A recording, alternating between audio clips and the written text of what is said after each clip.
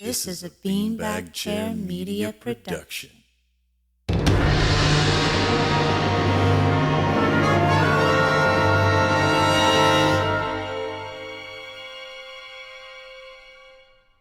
Hi guys, and welcome to Anime Noise. I'm Garrett. I'm a performing musician by trade, graduated with a bachelor's degree in music production, and have been binging anime for almost 2 decades. And I'm Emily. I'm a classically trained violinist and have been indulging in the animes since I was a wee little human. And this is an anime review podcast, where we help the new viewer decide where they want to start while taking the superfan on a deep dive into the overlooked realm of music and sound effects.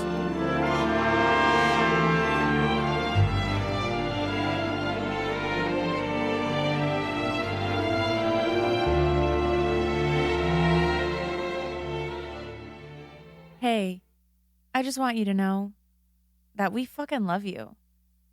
And we want to welcome you to another episode of Anime Noise. Yes. That was a nice little intro you did there. Thanks. You Caught didn't me know off guard, you too. didn't know it was coming. You thought I was talking to you. Most of this shit I don't know what's coming. It's all fucking improv. All off the fucking top. And considering you and me have no idea how we're ever going to start one episode. No. We look at each other blankly and we're like, all right, you want to do it? Maybe I should this time. Well, we're doing Hunter x Hunter, the Chimera ant arc. Kind of. Sort of. The way they set up this OST is a bitch and a half. Yeah. But before we even get started, Okay, what? we have to announce the winner. Yeah. We have to announce the winner of the segment, the Guess That Sound Effects segment from last week. Now, guys, I have to admit, this one was pretty easy. I don't know why y'all got it wrong. Yeah, we knew it was not the biggest prize of all time. It's not the biggest grand prize ever, that's for sure. It's just a measly little $20, but $20. this is the first time we're doing this, and it's still $20, and we wanted to make it a little easy on you. And only 2 of you got it right, which made the raffle Real easy. It's going to make it really easy. It made labeling everybody really easy, that's for sure. Yeah. So I guess without further ado, let's fucking hit that button and generate a random name, shall we? We shall. Let's do it. Here we go. Oh shit, the results are in. Who was it, And Garrett? the winner is, drumroll please, the Nightmare Supreme. Oh, yeah. Yes. Our friend Vincent gets it. Fuck yes. He actually answered it first. He did. He was the first entry. And And he thought real hard about it, too. He was He even did. going to give it a day if he didn't get it right. he He's used like, some I'll come back. appropriate deductive reasoning and got it pretty much right off the bat. So to let you guys all know what it was bacon. It was bacon cooking in a pan. Like, well, how does bacon make a sound? You know what the fucking sound bacon makes. Baking pancakes, making bacon pancakes. Take some bacon and I'll put it in a pancake. Bacon pancakes, that's what it's gonna make. Bacon pancakes. That's true. It scars you for life. It scars you for, yeah, that's true. Only if you make it shirtless Mm-hmm. or in the nude. Yeah. Yep. Done that one. Done that. Check that off the list. You and me both. We've both been hungover college kids. Yeah. Yep. I don't know if I was hungover and a college kid, though. You're like, I did that yesterday. Yeah. All right, let's get on with Hunter x Hunter. Yeah. Can I tell you how annoyed I am at the people who arranged this OST the way they did? Yes. Yes, you can. Can I repeat that again on this episode? Because goddamn, this was annoying. Yeah, the way they laid everything out makes absolutely no goddamn sense. I don't know how these were released, if they put them in a particular order or not, but to take songs from different arcs and throw them onto essentially random OSTs, and then throw some of the songs on the OST for the movie. Both of them are technically the OST 4 and OST 5 are both of the movies. So But they have songs from the Chimera ant arc. They are all very much like used excessively in the last remaining 100 episodes. And guys, these songs aren't they're not tied together. They don't flow seamlessly, except for 2 songs on this OST, which I really liked how they did that. We'll get to that in a minute. but they don't really like, there's no reason for them to have done that. I don't know why they chose to just essentially take all of the songs from all the arcs and movies and throw them into a bucket and shake it around and dump it out fucking four or five times. They're like, oh, okay, there's the 5 OSTs. There we go. Done. Yeah, I'm not really too sure about why they did that, but it is incredibly annoying because so OST 4 is technically for Phantom Rouge and OST 5 is The Last Mission, but they use it very heavily, use OST 4 especially very heavily throughout the Chimera Ant arc, but we didn't even finish OST 3 on the last one, and that's just a lot of music to kind of throw at ourselves and to throw at you. And there's also songs from Greed Island, or that we're using Greed Island on OST 4. Yeah. As well as OST 3. But there were only 4 in OST 3, and we covered those, and only come to find out later that, oh shit, there's even more in OST 4? Yeah. Yeah, this bitch was confusing as hell. It was very strange. And for all we know, like most animes could potentially do this as well, but the way that they laid it out does not make it cohesive at all. So this was a very not fun one to try to dissect. Yeah. To arrange a podcast episode around. The music was still good. The music was still good. I really enjoyed listening to it. I was confused at first, especially we actually took notes on this on the first 15 songs. Yeah. For the Greed Island arc, and we were like, wait, these aren't even fucking Greed Island songs. What the fuck are we doing? So now we had to take a step back. Now we're coming back. We're coming back to it. I really did enjoy the music. There were some songs that I just blew me away. There are 2 in particular, and the way they transition them, phenomenal job. But we will get into that in just a minute, and let's give you just a few credentials. This arc aired April of 2013 to September of 2013. In this episode, we are covering the Hunter x Hunter episodes 76 through 98, which is about a third of the way through the Chimera Ant arc due to the ending, and we will continue the Chimera Ant arc in our next episode when we cover OST 4. But we're going to call that one The Chairman Election. Yeah. So just be prepared when you see that we're just going to... Fair warning. Go right through that. This is as hard for you to dissect as it was for us.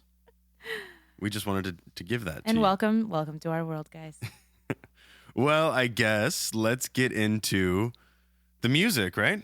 That's pretty much all the credentials. If you want to hear the main credentials, just head to the Hunter x Hunter for the first episode that we did on Hunter x Hunter. Yeah, I think you're here for the music, but we're obligated to give you credentials. Yeah, we have to. So, opening number 4 is Departure, the second version. We actually already did that too. We're not even going to play that. We're not even going to play it. How much of that song can you take? A lot, probably, but not in this episode. It's burned into my head. Yeah. It's burned into my head. I will forever remember the key. Like, I can sing it right now. I'm not going to. Yeah. Yeah. We all know that song. I could pick up the guitar right now and play the fucking licks. Well, right now. Let's just focus on this right now. Don't pick up that guitar. Let's focus on this. Okay. Ending number 4. Take it away, Emily. I think Garrett just didn't want to say this in Japanese. How did you know? I've been living with you for about 2 years now. I think I know. Yeah. Nagaraboshi Kirari. No, let's try that again. No. With the Japanese accent. No. Just once. No. It's not going to sound offensive if you try. I said it very fluid. Like, let's just let that one go. All right, fine. That was pretty Texas of you, but okay. Boshi. See, now I'm fucking it up. You made me say it again. People knew exactly what I was saying, bitch. All right. That means Sparkling Shooting Star, and it's by Yuzu, who also sang Reason. So we know them because they love sherbet, and that's what they named their band after. This song in particular was released May of 2013 on the same album, Land, along with, what was it? Reason? Yes. Yeah. The last ending. I believe so. Yeah, I'm pretty sure it is. Fuck, now I'm second guessing. Ending number 3 was Reason. Yeah. It sure was. Mm-hmm. So we failed to mention in the last episode that this album landed number 1 on the Oricon, on Billboard's top albums, was certified gold and won Best Album at the 55th Japan Record Awards. Holy shit balls. Like what? Wow. Yeah, they were really popular for like a hot minute. I guess that makes sense. I mean, Hunter x Hunter, and that's actually all I know them from. And now I want to look them up because if they got number 1 on Oricon, they got to be somewhat of a big deal. Yeah, I guess. What do you mean, know. yeah, you guess? I'm just not a fan of this song. Okay, well, this song that's one thing. I liked Reason, but I'm not a fan of this song. Well, but we should listen to it and analyze it. Let's we fucking should. break it down. Let's Duh. do it. Here we go. This is ending number 4. Like this part kills me. La la la la la. 空に願いをかけるそれは叶わぬ想い一人 Yeah, it's super slow. It's nothing like, you remember the fucking first? Yeah. The first closer? Yeah. That like attack, synth metal, Yeah. drastically different. Masatoshi Ono's band. What was it? Galnerius? Now this is way too much chimes.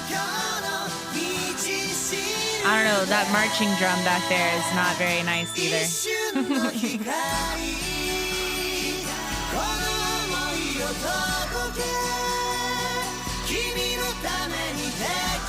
Nope.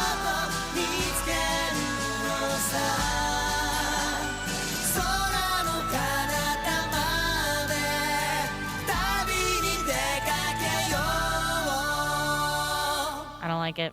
I'm not a huge fan either. Oops, sorry there. I'm not a huge fan of that either. Mostly because the acoustic guitar strumming follows, especially at the end there, it follows the vocal line, the syllables, to the T. Like he's just strumming at the same syllable pace. Yeah. In sync. There's no ornate anything. The drums were the ornate part, and that annoyed me. They weren't even ornate. They were just there. Rhythmic. Yeah, it's not a very good song, in my opinion. No, it's not a good song. Number 1 in the Oricon. Number 1 as an album. Now, we've only heard 2 songs from that album, but nonetheless, that's 2 songs on a 12-track album. I mean, this is one. I guess they got 1 for 2. We liked Reason. We liked Reason, yeah. So we got 10 other songs to listen to. Yeah, I probably won't, though. I'm going to listen to it. I'm going to listen to it tomorrow. Okay. All right. Do whatever, my friend. I fucking will.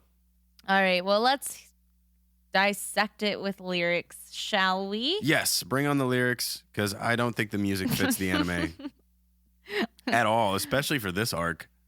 Okay. Well, entrusting wishes to the sky, unanswered thoughts. People have overcome many nights by doing that while searching for a new tomorrow, haven't they?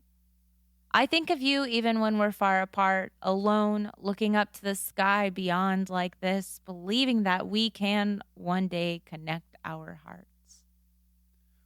Is this about his dad? I don't know. But it was like just Gon and Kahlua, like in the sequence. But we will one day connect our hearts. Is it Kite? Do you think it's Kite maybe? Like they're No. You know? Like now they're battling the whole issue through like the Chimera ants. and Yeah, stuff like but that. did Kite even, now this is spoiler warning, did Kite even die at this point? At this point, they didn't know that Kite was who he was. They thought he had died. They didn't know that he was being like held. Yeah. Well, no, she still killed him. Technically, yeah, that's what I'm saying. But they thought that they actually like gone, didn't Yeah. exist. We all thought that as an audience, Right, too. I know. And then she like manipulated him with her little puppet I'm magic. pretty sure Kite died around like during this whole time, like probably like around the time that this started, because it was at the beginning of the Chimera ant arc. Yeah, but I feel like they had a few episodes with it before he actually died. Like they took on a bunch. They took on a bunch of Chimera ants and killed them. Right, but I think that was like maybe like And the it took them a spans of while like to meet- 5 episodes. I don't think it happened over a course of a long period of time on our end. I don't know. I'm pretty sure it was a lot longer than you think. Because they had to break into the whole Chimera ant like shelter. Yeah. And then they took on P2, which was an accident. Right. I think Because they ran into her on accident. walked in because they took that whole I don't like think the that was bus 5 episodes. into I feel it. like that was a lot longer than that, but I don't remember. Yeah, I don't think it's Kite though. I'm just saying it's a possibility. I don't think they're singing to Kite. That just doesn't make any sense. But either way, I still don't think the lyrics I fit. mean, it could be like Gon and Kaluuya's love for each other. Who fucking knows? But their hearts are already connected. Shining shooting star, you are in my dreams. It's guidance of today that will lead us to a different tomorrow. One instant of light, please convey these feelings. I'll find things I can do for your sake far into the distance. Let's go on a journey. Yeah, I don't know who it's for. I think it's pretty fucking generic. It's super cookie cutter. The song's cheesy as all goddamn hell. Way too many chimes. Acoustic guitar. It's very twinkly. Twinkly. It's very twinkly. Yeah, I'm not a fan. I'm not a huge fan of this either. I'm going to give it a no. That's a no from me. That's a negative Ghost Rider. That's a negative. Well. Yeah, no. Hey, it's time to go on to the OST. Hooray. All right. The OST. OST 3, still composed by Yoshihisa Hirano. We'll cover the remaining 24 tracks of the third OST that correlate with this arc. And yeah, there was only 25 tracks. We actually kind of flew through this one a little bit since we had to come back to it. We had already done it. I had a few overall notes. It's pretty Indiana Jonesy. Yeah, I only had one overall note, and it's literally what I wrote from the very beginning when we first listened to it. Okay. I basically said that this OST showcases the fact that they are not even children anymore. Like there are hardly any adolescent tracks on this particular OST. Oh yeah, there and are I know that none. they reuse the adolescent tracks. They don't go back throughout the anime, but this is like for this OST standstill. Yeah, it is very dark. It's super and dark. heavy. It's super dark. Especially towards the end, like the last song that we. I guess I shouldn't talk about the last song of what we're going to be covering. We haven't even talked about one song at the beginning. I felt that this one was a lot more modern than the previous OSTs. Now it still maintains its integrity, like with that classical kind of feel that the classical the classic 70s cartoons had. But I feel like they incorporated a lot more modern mixing techniques and a lot more modern instrumentation on this. And it's easily one of the darkest OSTs so far. Yeah. There were a lot of things that I think that I would have wanted different. I know in a lot of my notes I had said like I probably expected something a little bit different than this, or especially based on the titles, like you know what the anime is and then you have the title and you have an idea of what to expect, and it ends up not being that. So yeah, I just felt like this was incredibly darker and definitely showcasing how the transformation of Gon specifically. He goes from this kid that's always smiling, and even when we were watching it, I was like, oh my God, like I just want him to smile. Just smile, Gon. Poor baby boy.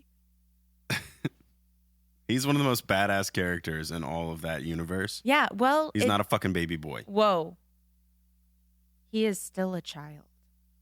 He's not a fucking baby boy. Yeah, well, he's still a child, and I still want that big old smile and the fucking fishing pole.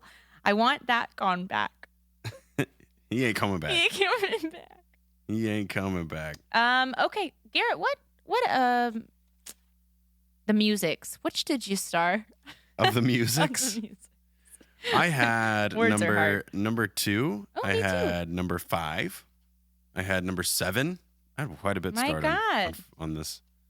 I had 4 starred total. I put a box around Riot, and I don't remember why. Oh, that was because that was for the Greed Island. That's right.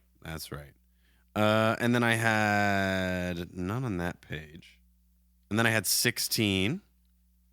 I had 16. 16 and 17 were both starred, and that was the one with the crazy, like, super smooth transition. Just nailed it. Yeah. I didn't have 17 starred. I did like that one a lot though, but I did have 18 starred. And I also had 19 starred. And then I had a little teaching moment here for Shiver, mostly for the pan delay that they use. That was pretty cool. I mentioned that. Mhm. So this is one of the only 2 OSTs that me and Garrett have listened to separately. Now granted, like we only listened to like 10 of them separately out of the 24 tracks. Yeah.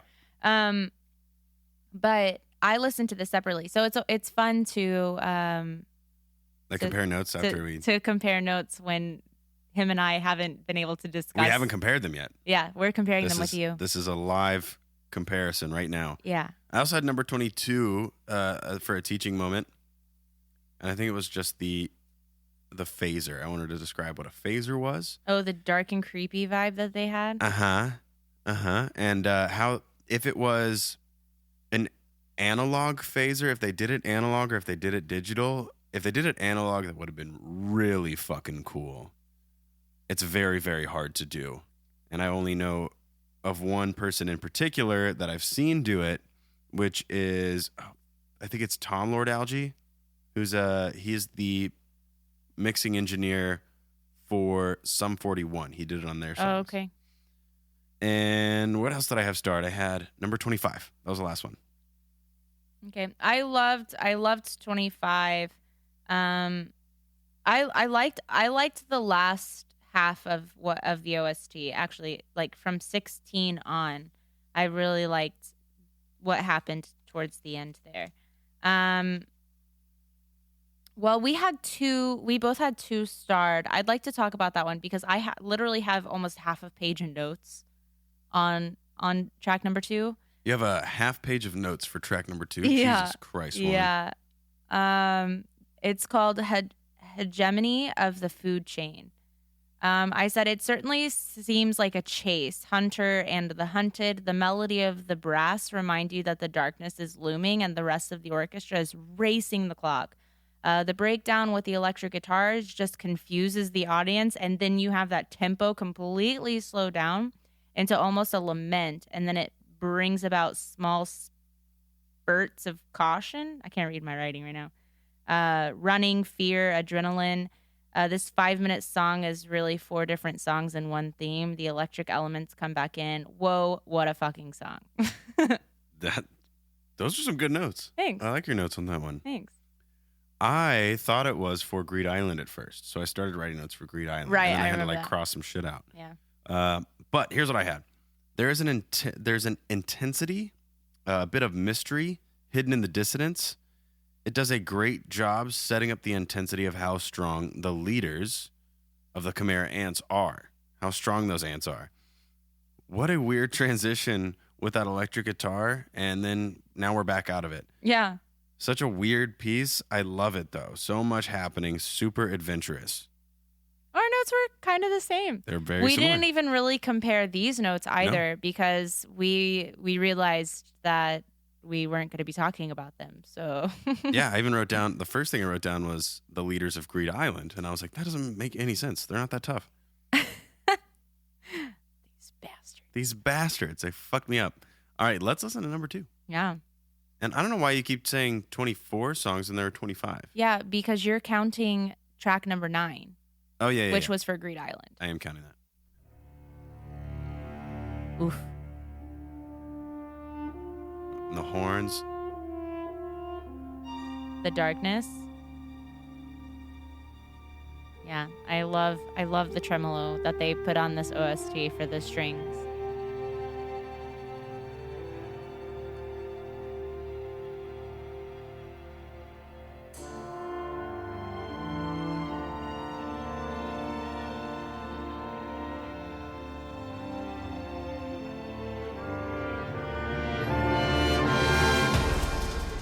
Here we are.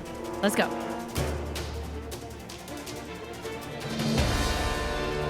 That percussion is recorded in a very, very beautiful way in an awesome room. Yeah. But this is what I mean when that brass is like the looming darkness and the orchestra is just racing against the clock. It's like the brass is almost at like half the tempo, if that. I also love that the horn progression. Dun, dun, dun, dun.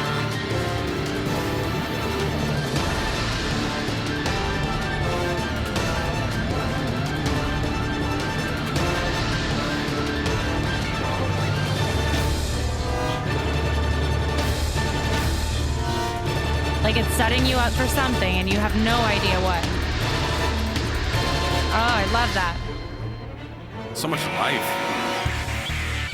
Like what? Now we're hitting like a fucking hardcore rock song here.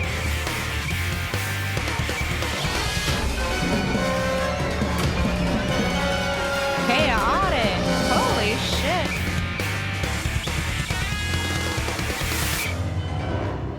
Ooh, that piano. Their keyboardist is amazing.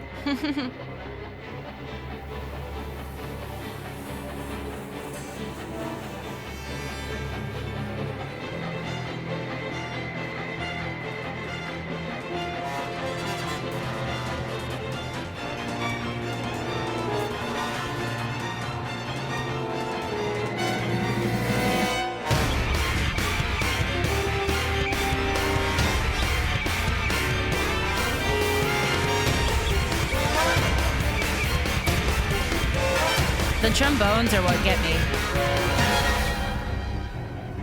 This song truly tells a story.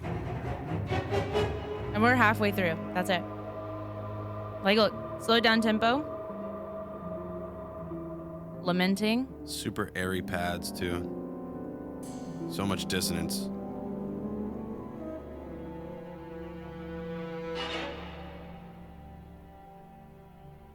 Now those tiny string parts, those happen a lot, and it's almost like a motif that you hear throughout this OST specifically, and it's something that you remember a lot from the anime. Like when you're listening, you hear that and you're like, oh man, because they use shit's those about to as go like cut scenes too. Like whenever the scene cuts over to somebody's face or like different situation, zoomed in on Gon's man face. down.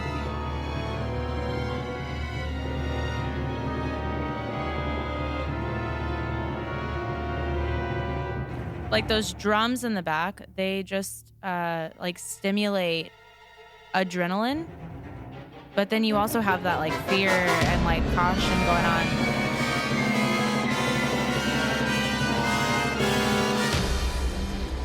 You can hear panic too.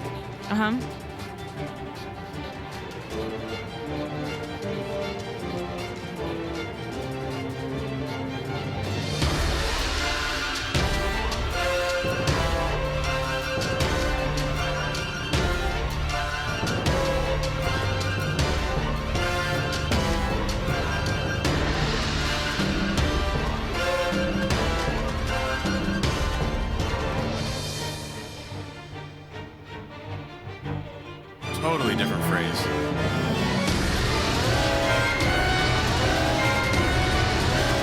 Crazy dissonance here. Lots of chaos.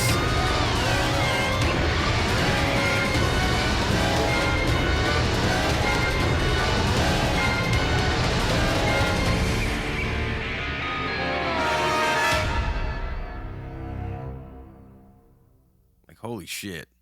That's it, guys. That was the song. Yeah.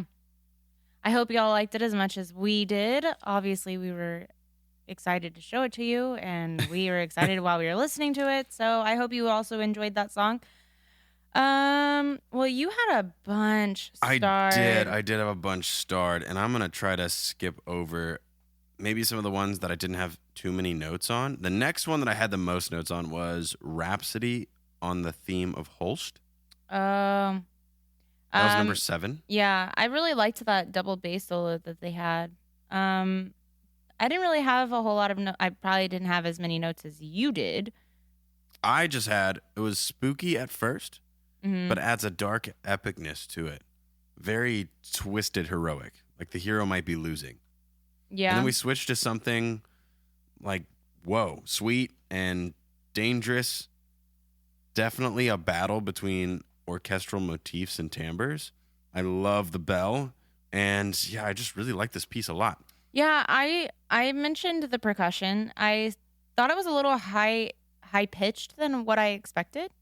I was not expecting something, especially coming from that song from the beginning, where you come in with that solo stand-up bass, and then you have the cellos, and then the rest of the orchestra join, and then they did the percussion, and I just kind of felt like it was a little bit higher of a timbre than what I expected from the song initially. But then again, we just listened to track 2, and nothing about that song is what you expect going into it. No, So, not at all. And it goes so many different places and directions, and Right. there's so much happening in it. Like there's the flutes do different things, they represent different things, and there's not only just the dissonance created from the horns and the strings that represent chaos, but there's also the aggressive percussion, the drones from the low strings and the low horns. Yeah, there was so much happening. Yeah, there was a lot, but it was good. Oh, it's fantastic. If you want to play that one, you can. I didn't start anything until 10, but I also started the other In the Palace one, I think. What is it? Agra. Yeah, I did Lamentoso, and then I did the In the Palace, Agitato. yeah. That's what it is. I started both of those, actually not knowing that I started the first one. Of course you did. It's a violin solo.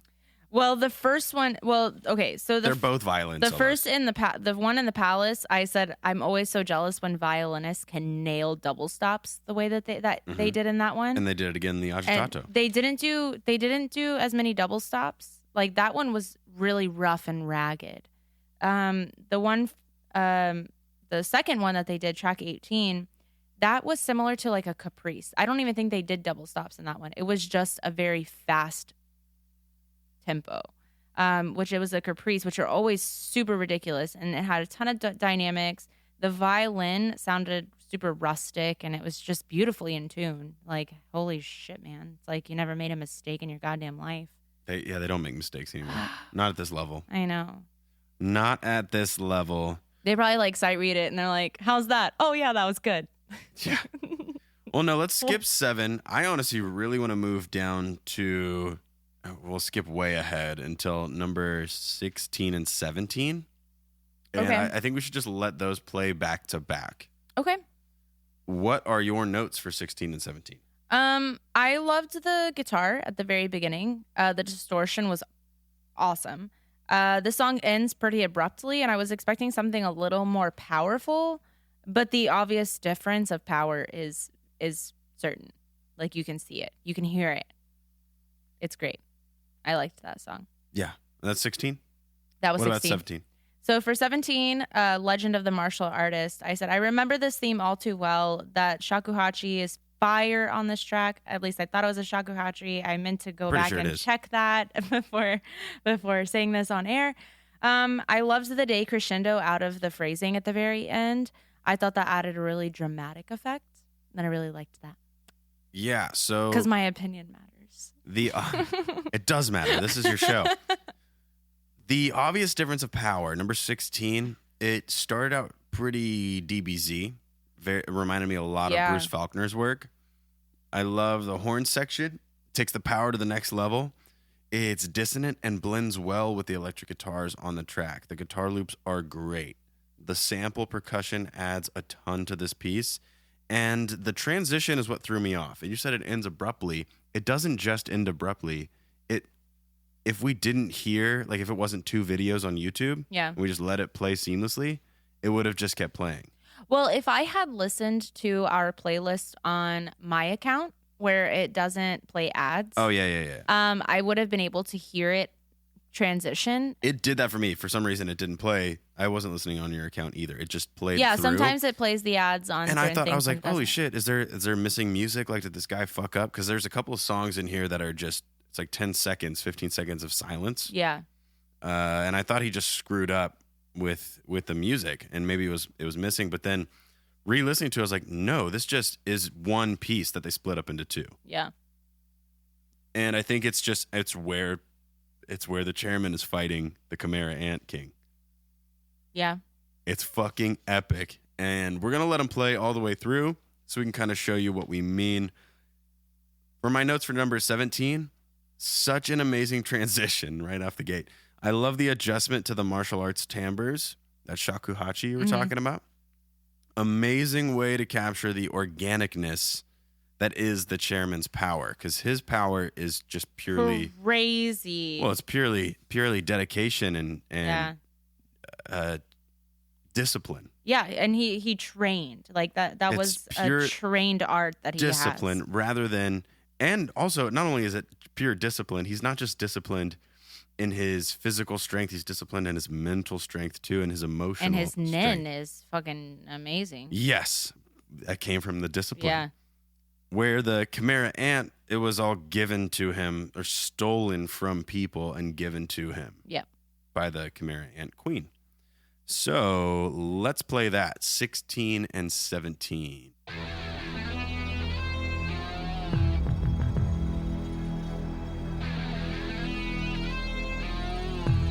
Like, I love that how it comes out of it to go into that last note of the loop. You know what else this reminds me of is Bleach. I know you haven't seen Bleach. So you can't, I mean, I've seen like the first 3 episodes. And those horns fucking crescendo so awesomely into the percussion.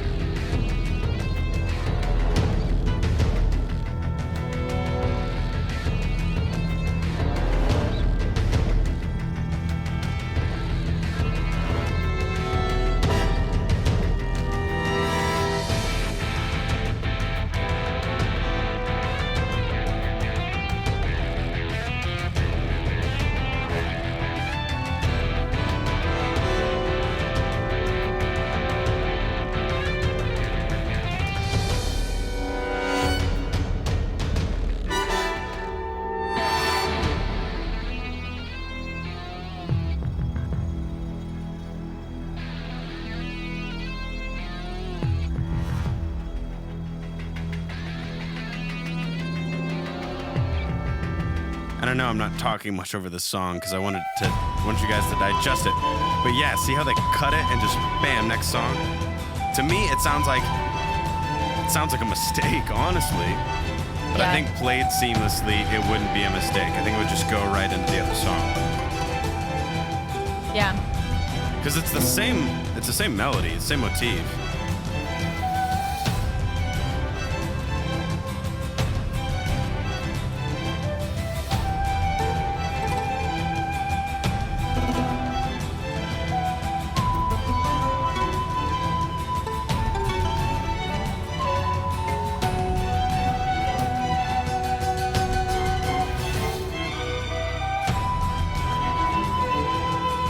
And I'm glad they brought in something else here. Yeah.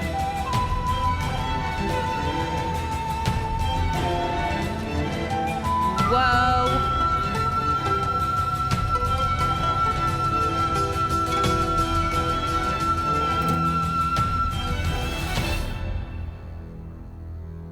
It was done beautifully. They held out that note for a while, and I loved that. Now, I don't know if they did. It kind of does sound like they may have the person who uploaded this in place on YouTube. It sounds like they may have missed maybe a second or two. It's really hard to tell because of the way it just cuts off there. Yeah. To me, it doesn't sound like it should be that abrupt. Like he may have missed a second or two, but I feel like it does blend just straight into that because the melody is identical. It's the same thing, and they just build off of it from there. And it's the two biggest powers facing off, you know? Yeah. That is the only two that I really wanted to play, and I think if we're gonna play 2 more, it should be 19 and 25. 19 because it's the most recognizable. It's also the most used in the Chimera Ant arc. So we should play 19 and we should play 25. And those little little teaching moments I had, which would be number 21 and number 22. I already kind of described a phaser, but I will. I'll see if I can find the Tom Lord Algae video when he describes using the way he did tape phase or analog phasing when he was recording to tape for Sum 41's track. It's a very, very cool technique. And it takes, the thing with recording to tape, when you're recording analog, you pretty much have one shot. You have one shot to do it mostly. Because if you're going to try to edit tape together, no, just fucking play it once. It's so much easier to do. But if you're only going to do one take Jake sort of thing, you have to know what the fuck you're doing. So when you're messing with a phaser and you're controlling a knob on your tape machine to get the song in and out of phase on purpose, or get the track in and out of phase on purpose, it's a talent and an art and kind of just an in the moment sort of thing that's like, I can't change this, so I really hope it sounds good. Right. I really hope I play this right. You know, so I'll try to find that video and add it. It's a very cool video. So you said you wanted to play 19. 19, scariness. I said it sounds like all the things that make scary sounds are thrown into this piece, and only the piano is making a sound that is scary familiar. Yeah, scary familiar. That's a good band name. Scary Familiar, and it's a cover band of every band. Yeah. Whoa, weird. Scary Familiar. My notes for this: consistent bass, digital static, the delayed percussion, piano. So nuts.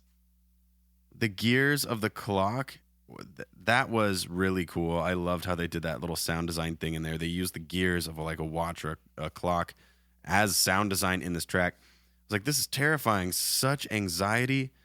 Is he playing keys with his forehead? Yeah, that's what I'm saying. It was sounds. It's sounds. It sounds like he took one hand and just smacked one into the keys, and then took his forehead and his nose and went like this. Eskimo kiss the fucking keys, but like hard, you know? Like metal Eskimo kisses. Oh my God. Yeah. I would like these performed on me, if you don't mind. You're disgusting. I am honest, okay? Here's scariness. Fuck.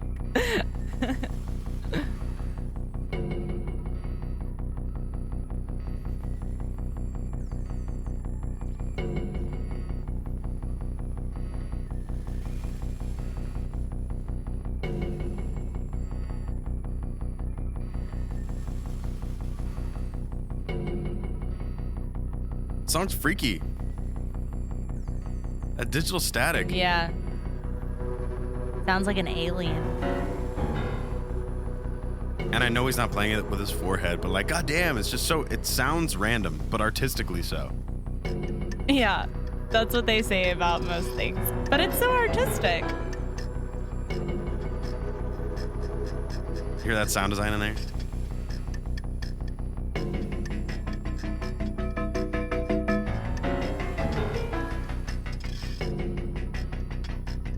Like It's not even a clock. It's just like I know which instruments they're using. I forget what they're called. But like little scrapies. Like, how did Hirano like write out this sheet music? Was he just like, you guys just make noise? Or was he like, how did he write that down? Like, how did he express himself to get people to understand what he was thinking? Because goddamn, that man is psychotic. Yeah, I don't know how you write that down. How do you write down? They don't teach you that in music school. They honestly, don't they teach you how to compose and they teach you how to write scores. But I had to transpose a score from like Gustav Holst for the planets, and I remember transposing like the hardest thing in that entire score to transpose is the harp and what it's doing, because it's doing like these little weird twinkly things. And there's not really a way to write that. It's like a squiggly. It's like a glissando essentially. But it's the way it's glissandoed. It's not a glissando. Right. The way they're doing it. It's not a glissando, but you still have to write it, and it's almost like segments of a glissando. Yeah, but it's also, you have to do it for each hand. Mm-hmm. So it was just weird Like the a way it piano was part. written. And so I had to write it in a digital fashion and make an artificial harp sound like that. Mm-hmm. And I got it really close, probably as close as stock Logic fucking harps could could perform. But I got it close enough, and I got an A on the project. Yeah. Indubitably. Indubitably. Shut up. All right. Okay. 25. Well, that was scariness. Can we play the beginning of Shiver? I would also like to point out how that sounds. For 21, you definitely should wear headphones. You should wear headphones for all this. Well, yes, if you're not wearing headphones right now, what the fuck's wrong with you? Stop this. But we Stop also say if you're traveling in your car and taking us with you for the ride. Okay, that's fair. I mean, yeah, that's true. If you have time in your day, I would like you to grab your nicest of headphones. No Apple AirPods. Ear bitches. Buds. Jesus, we're never going to get this right. Get your nicest pair of headphones and listen to at least the beginning of Shiver, because they put back and forth panning on the delay. You'd still hear that in your car. But delay of the strings. Not just the strings, it's really but the cool. delay. So the delay is bouncing between left and right constantly as it fades out. Yeah. So it's a very cool trick. And all right, I'll play it. Thanks. 21. What did I have? I have the pan delay of the strings, strikes, nice representation of fear. Constantly looking around in a panic. That's a pad, and maybe I forgot the name of these things, but like the meditation bowls. You know those things that they put the stick on and they fucking rotate it around the bowl. They scrape it around the side of the bowl. It's when you're like getting a massage or meditating. Yeah, all of that bullshit. Yeah, you know. It sounds very cold, drenched in reverb. And that one is 21. Here comes. Drenched. Drenched. There it is. I said the back and forth panning of the delay on the strings is really enough to send shivers down my spine. Don't judge me, Garrett. Why are you saying it like that? Sick. Maybe.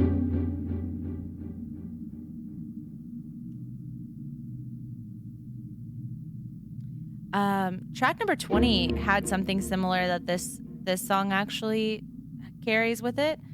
So Unsettled Conditions, track 20, I said that I loved the pads rumbling behind the other instruments, and they do the same thing in this. They have that like...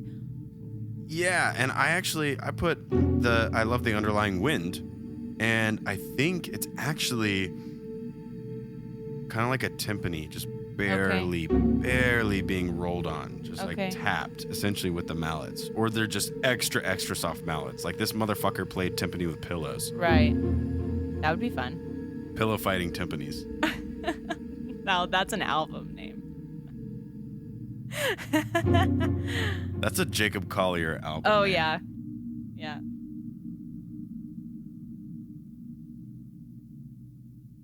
Yeah, that was all I wanted. I wanted you guys to listen to that because that is a really cool effect that I haven't heard on any OST that we've done so far. It's a very simple piece. Something like that. Very simple effect, but it can be, when you utilize simplicity and just highlight something, even if it is simple, if you just use everything else to highlight that thing, it makes it more powerful. Yeah. So much more powerful.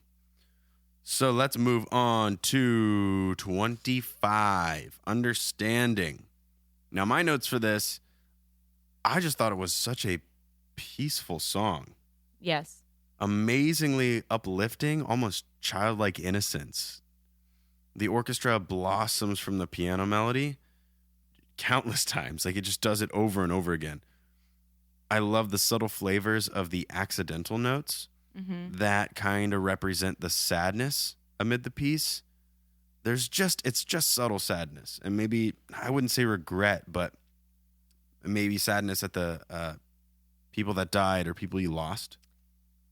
Kite. Yeah. And then it just has it was a very easy kind of classic resolve the way they came out of it. Yeah. I said the harmonies among the violins against the piano are very pretty. I really liked this piece, and it almost sounds like an acceptance and understanding. Like it kind of just accepting everything that's happened to them and everything, and understanding that things had to happen. The bad had to happen for everything to kind of work out.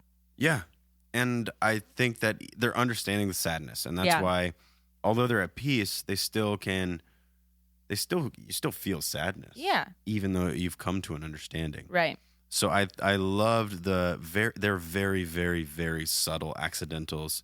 And you can just kind of like, oh shit, that was sad for a second. And then it brings you right back to the rest of the piece. Mm-hmm. So that's why I really wanted to play that. Here is 25.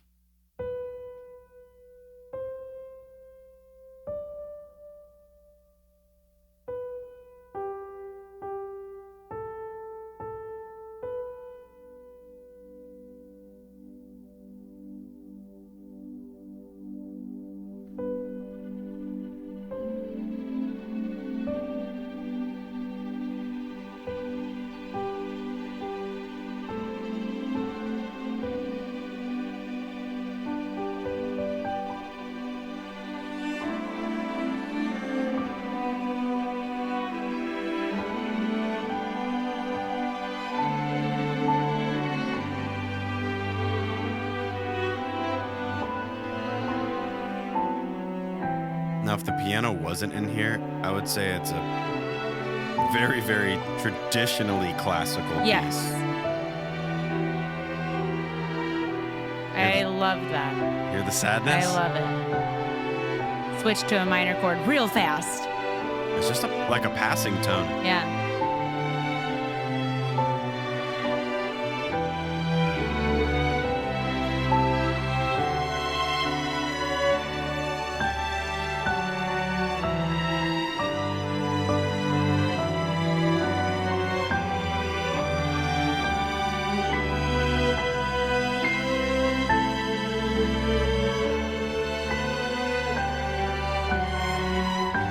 So pretty. I love that phrasing too. It's almost like a swell. We end on a really happy chord.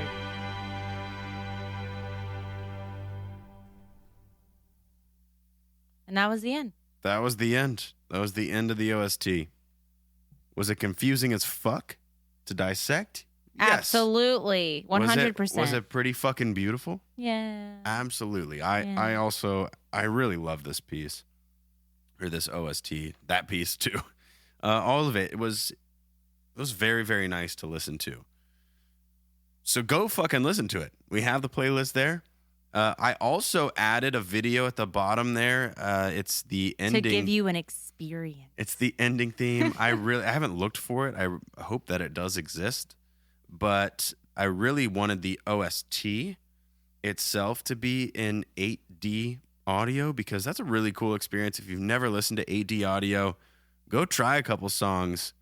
The more ambient and ethereal, to me, sounds better with the song. But Isn't it also like kind of called binaural? But like the binaural beats, no, it's the same sort of technique. It's not Okay. quite. So binaural beats, the difference between that and 8D audio is they're using the same technique to create 8D audio, but binaural beats is essentially you play one frequency panned hard left and a different frequency panned hard right, and your brain corrects the difference. So if it was like 90 and if it was a 90 hertz, not that this would be an actual thing, but if it was 90 hertz in my left and 100 in my right, then I would be correcting it to here. I would be correcting the difference of that 10 hertz. Mm-hmm. So it sets your brain. That's what binaural beats is used to, like, calm yourself down, to heal your body.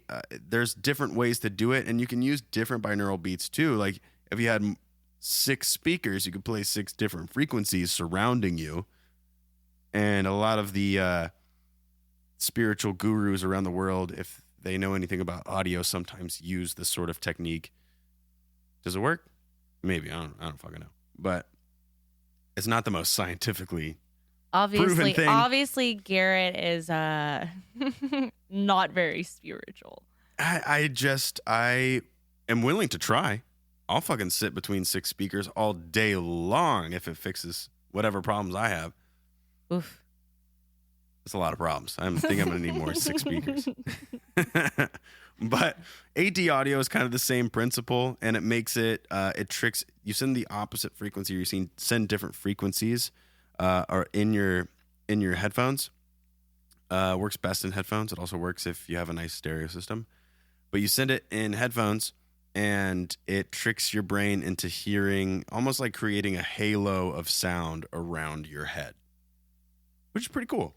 So if you would like to listen to, if you actually enjoyed the ending song a lot more than we did. Yeah. Now you have the opportunity to listen to it in a different experience. Yes. And if I can find any more 8D audio of any of these really, really cool songs, I will add them. But that is at the very bottom of our playlist. So if you'd like to go listen to that, please do. I recommend it. It's an interesting thing to do or to listen to. And I think you should look up some other songs, some of your favorite songs in 8D audio, especially if you're trying to like lay down and relax and smoke some weed, trip balls, and listen to some cool music. Yeah. Can I talk about Ramen Tatsuya's logo? Yes. Since you just talked about tripped balls. Yeah, go for it. So when I first started working at Ramen Tatsuya, Garrett was like, "Did you notice that this pyramid is like doing acid?" And I'm like, "What?" And he shows me the icon on the bag because it's on our stamps. It's a mural on the side of our building, and it's on some shirts. And I was like, I need to know.